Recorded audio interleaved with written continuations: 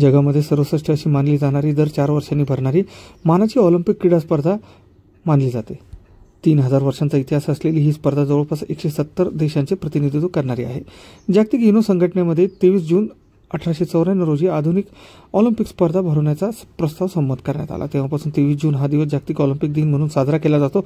ओझरच्या माधवराव बोरस्ते विद्यालयामध्ये देखील मुख्याध्यापक श्री सोपान वाटपाडे यांच्या पुढाकाराने क्रीडा शिक्षक श्री प्रभाकर लवांड, श्रीमती उज्ज्वला जाधव, श्रीमती मनोरमा सूर्यवंशी यांच्या प्रयत्नातून ऑलिम्पिक ज्योतीचे प्रतीक म्हणून मशाल संचलन करण्यात आले. प्रथम ज्येष्ठ शिक्षिका श्रीमती मंगल सावंत यांच्या हस्ते ऑलिम्पिक ध्वजाचे ध्वजारोहण करण्यात आले. तसेच बलाची उपासना करणारे बजरंगबली व माता सरस्वतीच्या प्रतिमा पूजनाने कार्यक्रमाला सुरुवात झाली.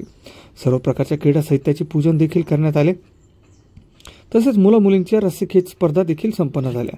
यावेळी विजयी संघांना मुख्याध्यापक श्री सोपानजी वाटपाडे यांच्या हस्ते रोख स्वरूपात बक्षीस देण्यात आले. कार्यक्रमाचे सूत्रसंचालन श्रीमती शीतल हांडोरे यांनी केले तर आभार प्रदर्शन श्रीमती संगीता शेटे यांनी केले. कार्यक्रमासाठी सर्व शिक्षक, शिक्षकेतर कर्मचारी, सहकारी बंधू भगिनी यांच्या मोलाचे सहकार्य लाभले.